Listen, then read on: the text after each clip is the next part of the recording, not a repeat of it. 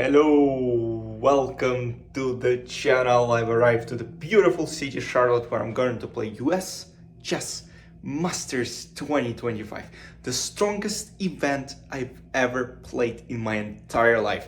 I'm seated 139th in the whole tournament. We have a couple 2700s on top. Evander Liang, Sam 7. So it's going to be fun. It's going to be a huge event for me as well. So I'll probably be playing some strong jam in the first round, which will begin tomorrow as I'm recording this right now because I've just arrived to hotel.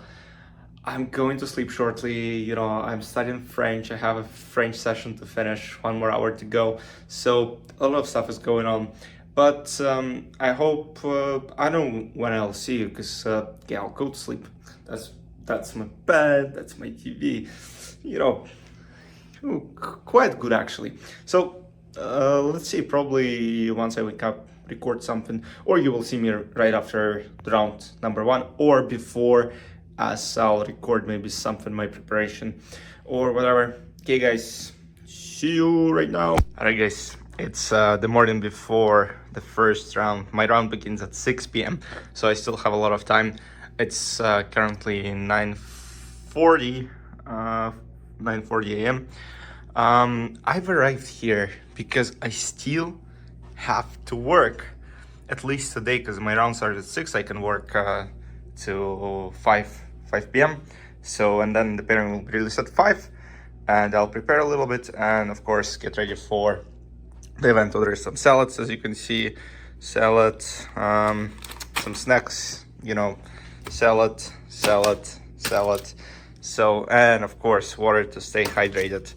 So let's see how it goes. I'll see you either when I found out who my opponent is, or after the round. Alright, guys. Ciao, ciao. Guys, I just found out the pairing for the first round. I'm playing against 2549 Grandmaster. So I'm not sure if you can see it properly on your screen. I'm playing on board 14 Guillermo Vasquez 2549, and here myself. So the thing to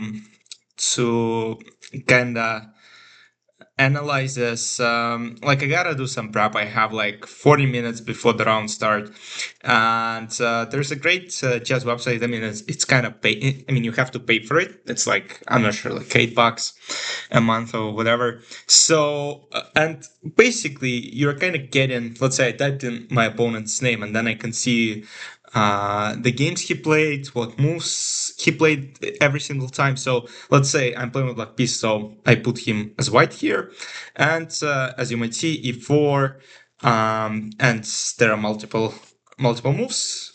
His opponents played c5, 5 e6. Let's say c5, knight of g6, and that's kind of what he played mainly. So yes, I'll take a look at his games very quickly. I don't have a lot of time, unfortunately, but okay, whatever. We just have to work with it. So let's see how it goes. I think I'll see you after the game. I mean, I don't know what to do right now. All right, guys, I'm gonna prep right now. Enjoy, and I'll see you after the game. Guys, I'm recording this at 12 a.m. The game finished a long time ago, but I had to study some French. So finally, I have some time to record the recap. To start with, obviously, I didn't have a lot of time to prepare. And what's interesting about this tournament as a whole, they told us that they will make pairings. I mean, let's say we finished at, let's say, 10 p.m., right? The pairing should be out because the next round is, let's say, at 10 a.m., right? But they said, no, you will know the pairing 1 hour before each round. So it makes it a little bit more complicated to prep because you're limited in your time. You don't really have any time. So, but that's actually kind of easier for me because I know that I won't be studying as much. I could obviously, but let's say from the perspective of an adult, that's better because let's say if I'm playing against some kids, they won't have enough time to prepare. But you never know. I mean, they already know enough. So, but let's get to the game. So in the first round, I was playing against 2549 Grandmaster from Paraguay. Black pieces. I'm not sure why I'm getting this lucky this year, but from my 50 games in over the board chess this year, I believe half of them, I mean, against high rated opponents, I believe I played only a couple of games with white pieces against high rated opponents, and then the rest of them were with black. So I didn't really have a chance with white, and with black, it's just very tough to play against those guys. But let's see what happens. So e4, c5. So, if I'm not mistaken, before the game I showed you that, okay, he will obviously play some lines against Sicilian, knight f3. So he played knight f3, and what I looked at before the game quickly is that, I mean, his main move is kind of knight f3, you know? I mean, and I was like, okay, knight f3 d6, and then there he had a choice. Sorry, guys, if I I'm super tired, so my speech might be just super dumb sometimes. So he played bishop b5, and he also played d4, c takes d4, and queen d4. So he didn't go for knight d4. He used to play queen d4. So I was like, okay, I prepared a couple of lines. So I was like, all right, fine. So he plays c3. I'm like, okay, knight f6, e5, knight d5, knight f3. E6, d4 takes the d6. So I played this position almost every single week online with black against top players. Like I played it against Daniel a lot of times. I played it against Bortnik as well. Uh, but yeah, I mean, you will understand why analyzing your games, even let's say sometimes bullet, because I'll give you some advice later. So knight c6, castle, bishop b7, queen e2, and castle. And knight c3, that's a critical position of the whole line. As you might see, I'm spending a lot of time, even though I know this position quite well. Yeah, unfortunately, I didn't know how to refute, because what I did in the game is just absolutely awful.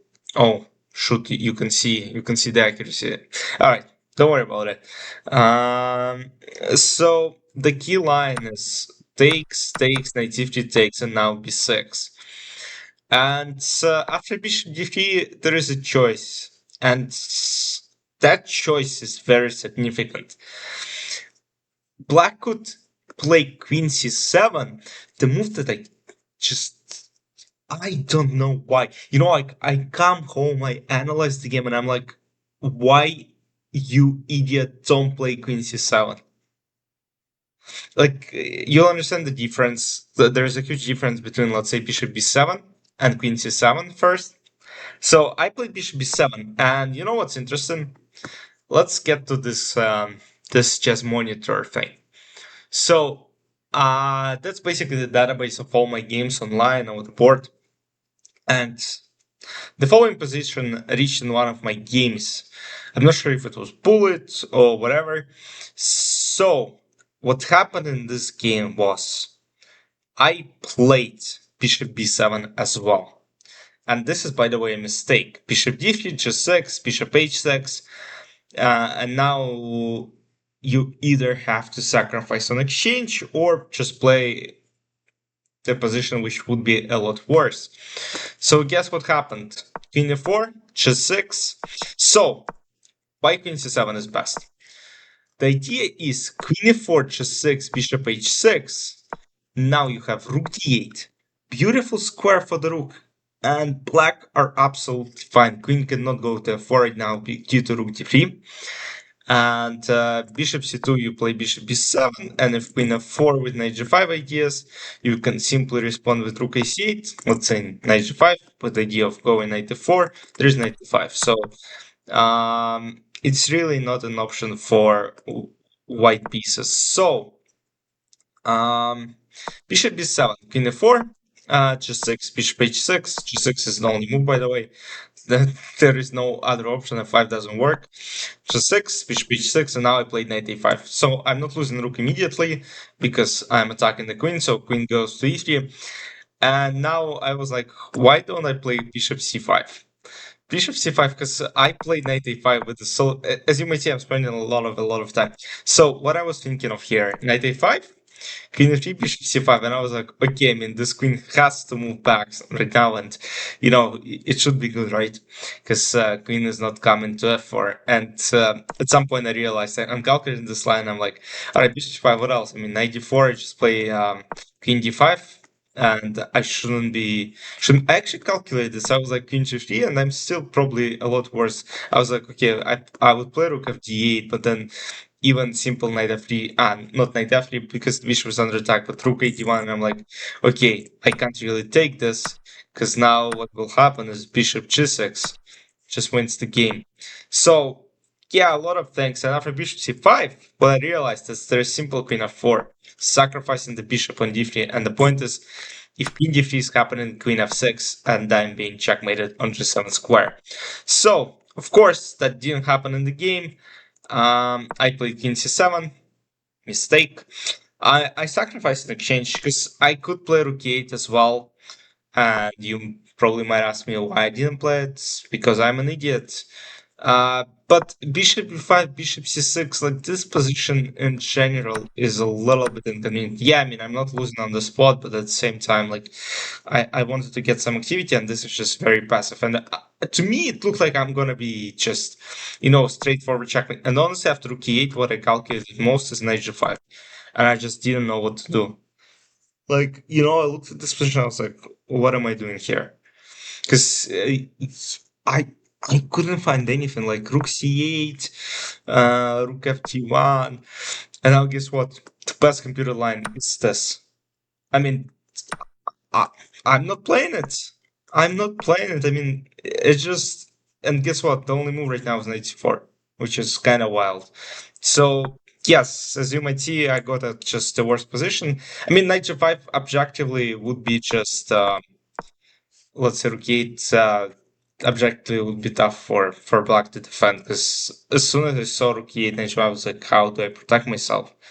I mean, there are even ideas rook e8 knight g5 then f4 just to protect the knight, and then go queen h3 and then try and go from this side. So it's getting complicated. Takes bishop e4 tries to trade the bishop. Go bishop e6. I didn't really want to trade, and then rook c8 h4. I didn't want to take it first because rook c1, so I decided to give bishop 8 h5 queen c3 queen f4, and I'm like, okay, I'm cooked. In b4, rook d1, king e7, knight h2, and now I was like, okay, his knight is coming as well. And as you might see, I have 10 minutes on the clock. Play g takes h5, king f3, queen g5, with a minute left. Rook d7, bishop e7, and to my surprise, rook e7 is best move, even though it didn't look that, let's say, that decisive during the game. Like I saw bishop h7, I was like, yeah, I'll play king f8, and then potentially try to go this way, maybe trades, whatever. But yeah, rook e7, and then he cooks me. Queen e7, queen h5, queen b4. I was like, okay, I'm attacking the bishop potentially, I'm attacking the rook right now. So goes queen h7, rook b1. I go queen d2, knight f3, and now the decisive blunder. I played rook c1. After king h2 had to resign. Because the rook c1, obviously, if takes, then I'm kind of still holding potentially. King h2, queen f4, I don't know, g3, queen g4, just to not let this knight go to g5. But basically, after king h2, what happens is I realized, first of all, I have 55 seconds.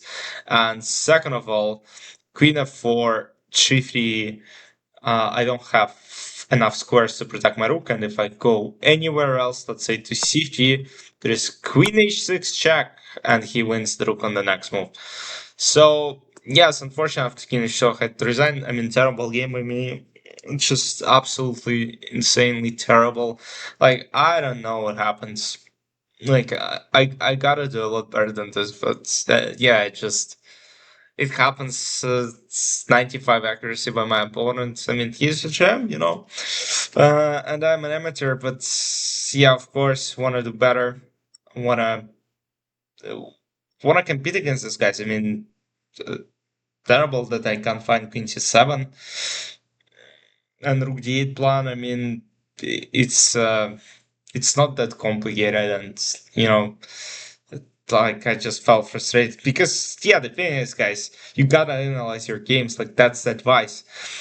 Download free version of ChessBase. You can find ChessBase Reader online. Then what you do is, let's say you play 10 Blitz games. I mean, Bullet, I won't suggest you as much, but let's say on my level, because I play Bullet against strongest players on Earth, I think some of them, of course, playing their kind of main weapon. So it's good to check the openings sometimes from those games as well. But yeah, what you gotta do is just download those games, put inside the chess base, make some notes on them, and next time, let's say you play somewhere, you play a tournament, and you prepare for your opponent, you can go to this freaking chess database you created and kind of sort it out in the lines you want, so you can see where you made mistakes in this certain opening, so that it will only get better. And I started doing it recently, and obviously I won't do the same mistake again, but just the frustrating part is that I had this position so many times in bullet games, and I still failed to equalize. I mean, because you saw the critical moment. Basically, it's either point 0.2 or point 0.7, and it's like on this level, it's huge. Like I give my opponent just like extra mile of advantage. Yeah, I have no idea who my pairing will be for round number two. So the pairing will be released like 1 hour before the round. So, you know, terrible, but it is what it is. I hope you enjoyed. I'll see you in the recap round number two tomorrow. Enjoy your day. Bye bye.